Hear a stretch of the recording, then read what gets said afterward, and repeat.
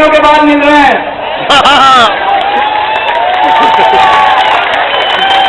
सबका स्वागत है। देश भर में घूम रहा हूं मैं आजकल, और एक चीज आपको बता सकता हूं, ये मीडिया वाले कह रहे हैं ना मोदी की हवा, मोदी की हवा है।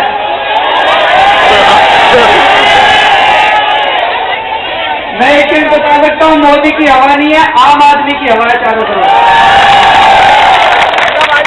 इस देश का आम आदमी परेशान हो चुका है जी, तंग आ चुका है, और इस देश का आम आदमी अब सच्ची और ईमानदार राजनीति चाहता है। आज हम लोग इसलिए मिले, मेरे को दो बातें करने का मन कर रहा था सब लोगों से, बहुत दिन हो गए थे। हमारा आम आदमी का जो परिवार है सबके साथ बातचीत करने का मन कर रहा था। जितना होगा सबसे पहले ये समझना जरूरी है कि हम ये लोकसभा के चुनाव क्यों लड़ रहे हैं। क्योंकि हम लोग केवल चुनाव लड़ने के लिए नहीं आए, हम लोग सत्ता में आने के लिए नहीं आए, हम लोग व्यवस्था परिवर्तन के लिए आए हैं।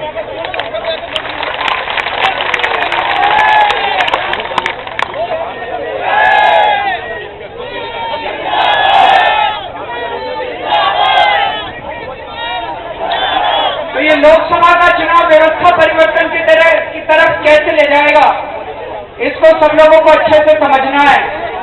जब हम अच्छे से समझेंगे तो दिल और दिमाग दोनों से काम करेंगे। दोस्तों, मैं अक्सर सोचा करता था कि इतनी महंगाई क्यों हो रही है, इतनी महंगाई क्यों हो रही है, इसका क्या कारण है। जब मैं दिल्ली का मुख्यमंत्री था तो मेरे पास कुछ कागज आए। जब मैंने उन कागजों को पढ़ा तो उन कागजों को पढ़ने के बाद मेरे को समझ में आया कि इतनी महंगाई क्यों हो रही है। उन कागजों में लिखा था कि केंद्र में कांग्रेस की सरकार 1 अप्रैल से गैस के दाम दुगने करने वाली है। गैस के दाम दुगने करने वाली है। मैंने पता लगाने की कोशिश की, भाई गैस के दाम दुगने क्यों कर रही है कांग्रेस की सरकार, क्या हो गया। तो पता चला कि मुकेश अंबानी के गैस के कुएं हैं। मुकेश अंबानी को फायदा पहुंचाने के लिए गैस के दाम दुगने कर रही है कांग्रेस की सरकार। तो दोस्तों, बहुत बड़ा घोटाला था, मेरे पास सारे सबूत आए। मैंने मुकेश अंबानी और देश के तेल मंत्री दोनों के खिलाफ एफआईआर दर्ज करके आदेश दे दिए जांच करने का।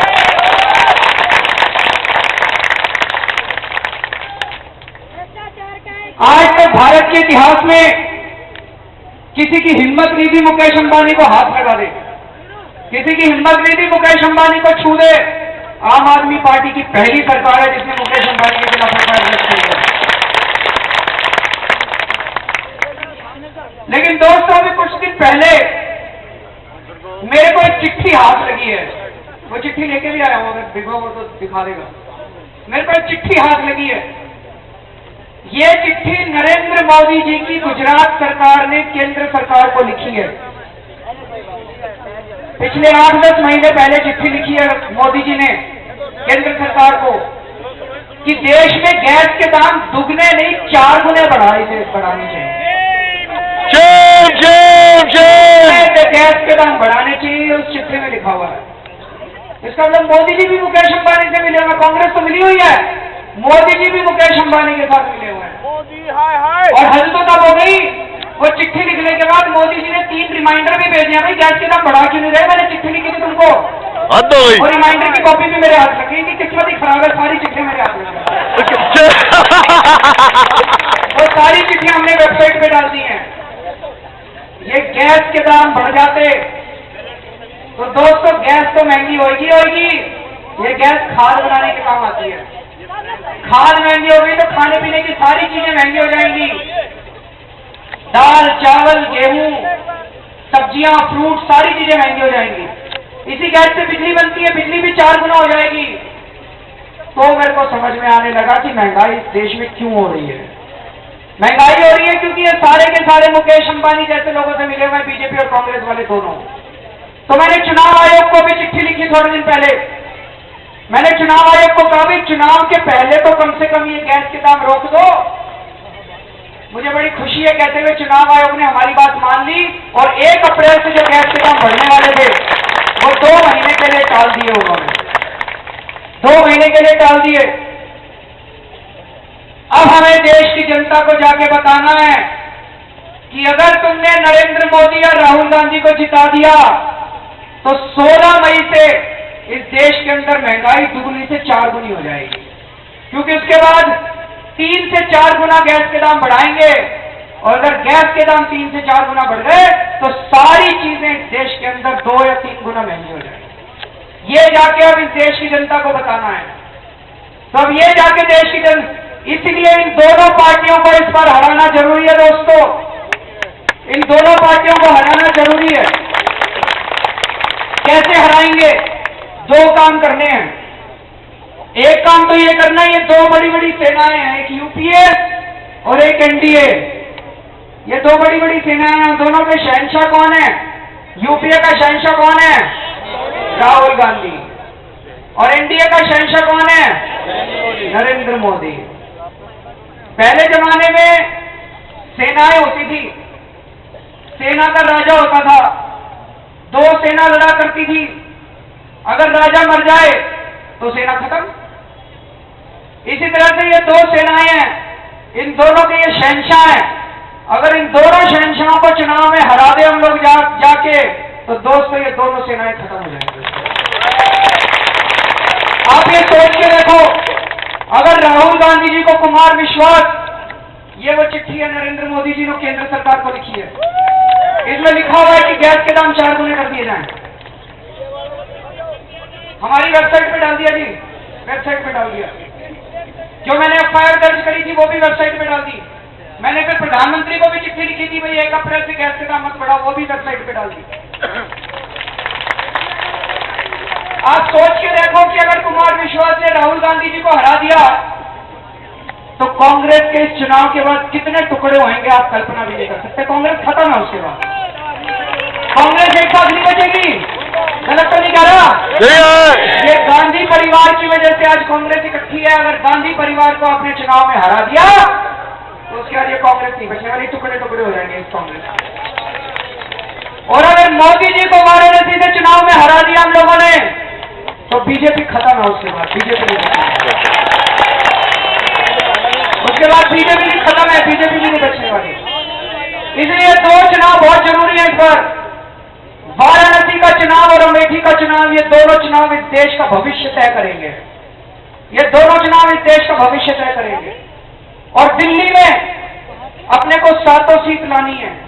किस लिए लानी है? जनता को यह बताना कि जितने ज्यादा आम आदमी पार्टी के लोग संसद में जाके बैठेंगे उतनी ताकतवर आवाज बनेगी और गैस के दाम हम बढ़ने नहीं देंगे, चाहे कुछ भी हो जाए। कल संसद के अंदर जाके हम लड़ेंगे।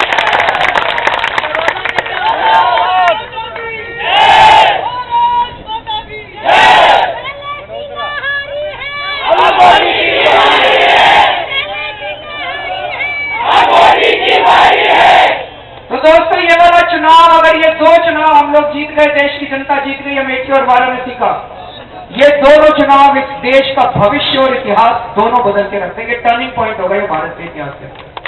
ये दोनों बड़े बड़े जो राक्षस बन गए भ्रष्टाचार के, अपराध के, इन दोनों का ध्वंस हो जाएगा इन दोनों का, यूपीए का और एनडीए का। इसके बाद इस देश के अंदर जो समुद्र मंथन होगा उसमें से अमृत निकलेगा। और मैं आपको बता रहा हूं 1 साल के अंदर तुम्हारा लोकसभा का चुनाव होगा जिसके अंदर पूरे देश में आम आदमी जीतेगा, सच्चाई जीतेगी, ईमानदारी। उसके बाद आम आदमी का बहुमत होगा संसद के अंदर। लेकिन जनता को यह कहना है कि अभी तुरंत बहुत जरूरी है कि 7 सीटों पे दिल्ली से सांसद चुन के जाएं।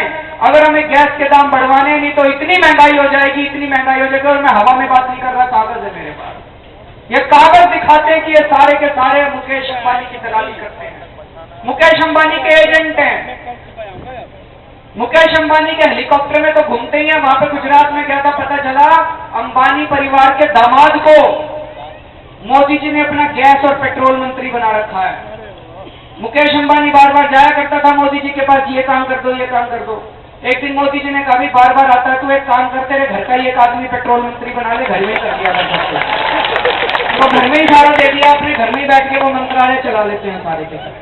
तो दोस्तों इसलिए बहुत जरूरी है, मेरे को बताया गया ये बीजेपी वाले एक अफवाह फैला रहे हैं चारों तरफ, बीजेपी वाले अफवाह फैलाने में बड़े शातिर हैं कि ये लोग भाग गए, इनको गवर्नेंस नहीं आते है ना, बस एक ही बात है इनके पास, भाग गए, इनको गवर्नेंस नहीं आती।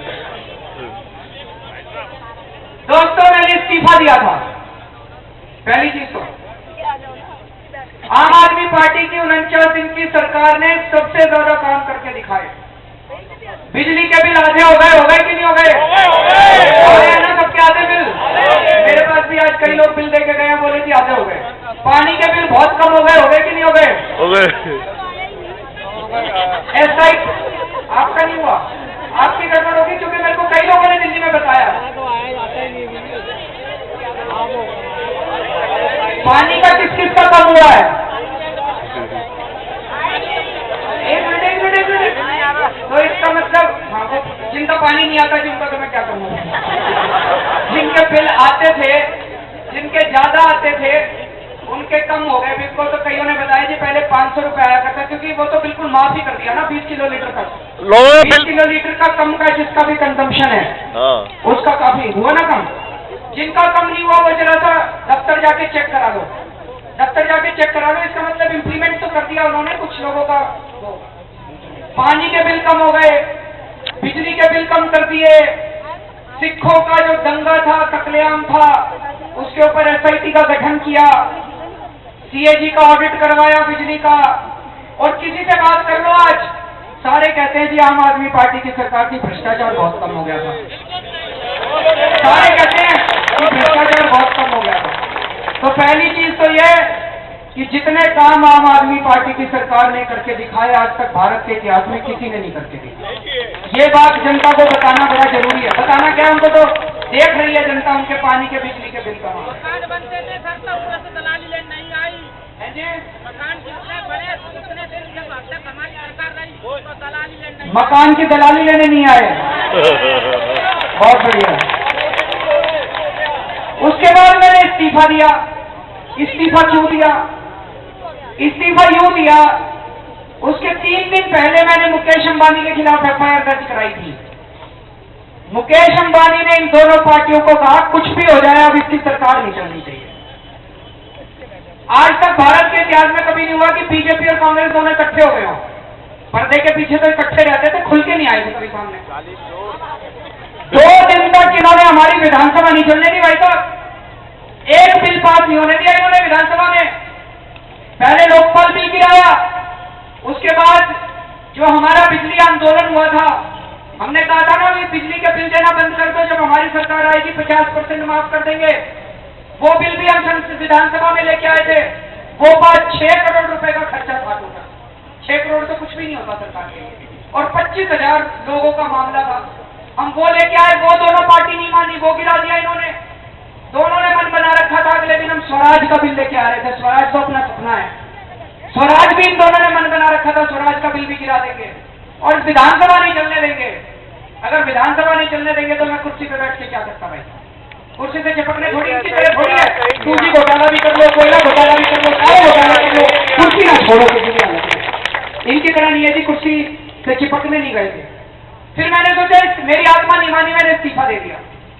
इस्तीफा देने के बाद मैंने लेफ्टिनेंट गवर्नर को कहा, मैंने कहा जी चुनाव करवाओ, विधानसभा भंग करो और चुनाव करवाओ। मेरे को उम्मीद थी महीने भर में चुनाव हो जाएंगे, 50 सीट आएगी, दोबारा जनता की सेवा करेंगे। मेरे को क्या पता ये दोनों फिर इकट्ठे हो जाएंगे। ये दोनों फिर इकट्ठे हो गए और लेफ्टिनेंट गवर्नर पे दबाव डाल के रिपोर्ट दिए लेफ्टिनेंट गवर्नर में भी चुनाव नहीं होने चाहिए। अभी ये दोनों का हो सकता है सरकार बनने की कुछ उम्मीद जागे और इन्होंने चुनाव नहीं होने दिए। आज सवेरे फिर हम सुप्रीम कोर्ट गए। सुप्रीम कोर्ट में हमने कहा भी दिल्ली में चुनाव करवाओ, दिल्ली विधानसभा भंग करो। आज सुप्रीम कोर्ट में पिछली तारीख जब पड़ी थी, सुप्रीम कोर्ट ने बड़ी इंटरेस्टिंग